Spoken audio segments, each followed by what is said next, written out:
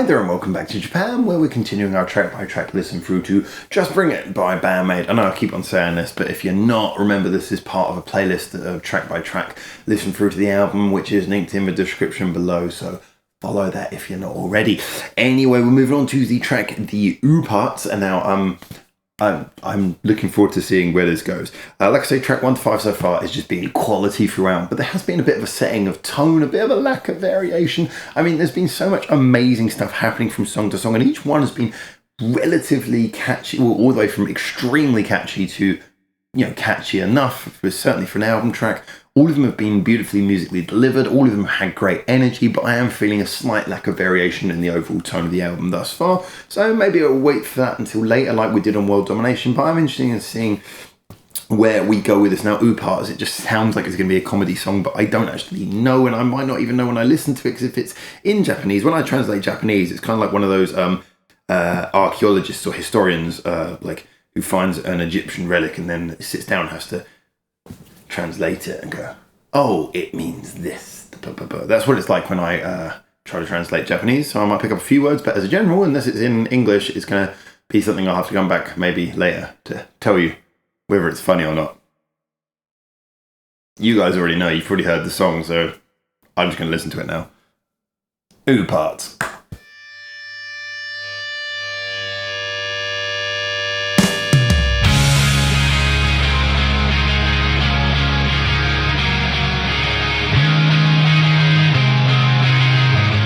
Much slower start, nice. It's got a slightly California rock vibe so far. Interesting, okay. Maybe this is our variation on its way.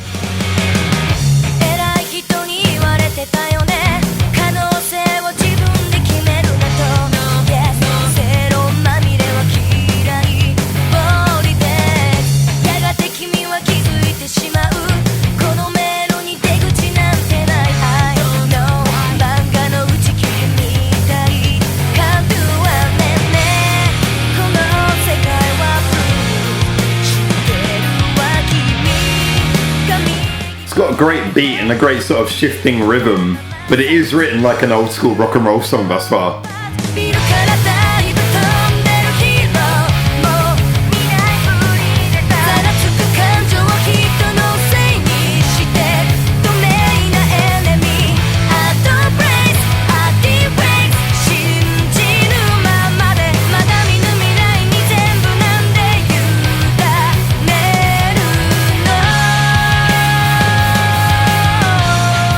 It's a nice chorus and it's a nice key change chorus, but I think the best thing about it is where it bursts back into that riff and, you know, sort of, it gets you into that nice released, summery sound this song seems to be based around.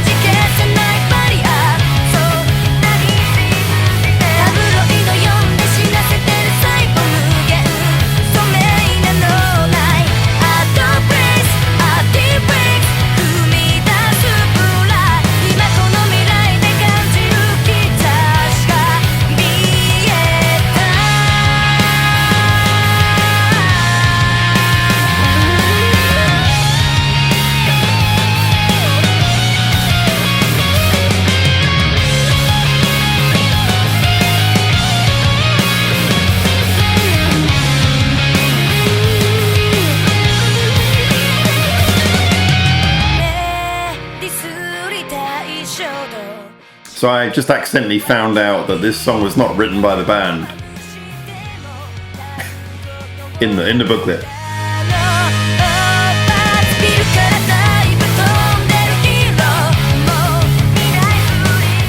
It just totally feels very different from the other ones, which is great, but interesting.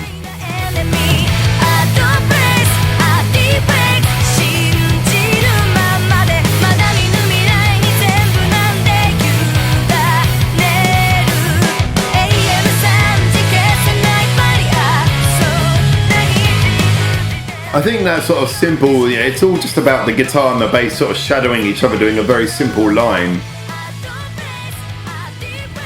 I was saying about how a lot of the other songs sound very big and beautiful in the headphones. This one less so, but that's kind of nice in a slightly relieving way.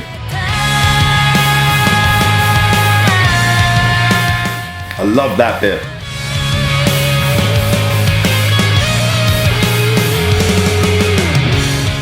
Like that post-chorus refrain thing. Just sounds so great. It has a great feel to it.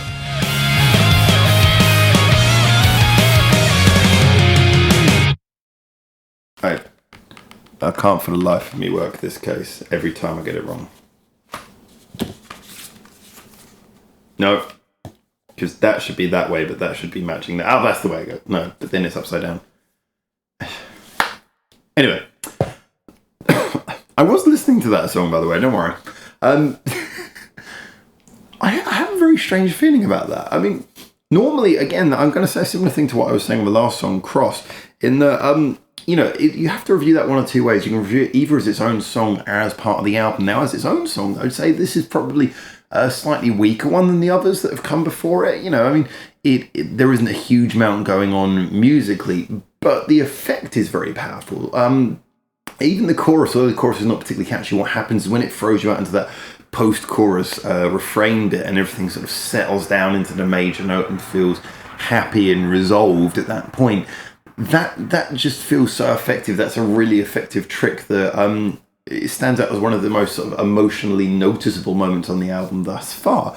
And, you know, the whole album has had a certain sound that this deviates away from. This feels a lot more at peace, a lot more relaxed. I mean, it does have its little moments of tension, but it's kind of much more of a peaceful, like I say, summery sort of song. It does have that sort of California rock style vibe thing going on. Now, yeah, I need a tissue. My nose. Ugh. Later, you can just watch it dribble down my face.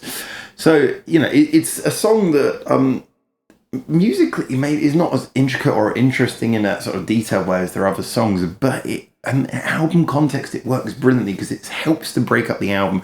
What I've loved about all the songs thus far, like I say, is that big stereo pan, the way that everything fills up the headphones, but in a sort of sharp and crisp, not overly hiccuping as well now, not overly compressed manner. It just sounds very alive and full, this album. And that's something that I've really enjoyed about it. But as with all things, you know, something's good, it's better when it is by contrast to something else. You know, if you have got something that's good, if you're doing something that's different, doesn't necessarily therefore mean that something different is bad.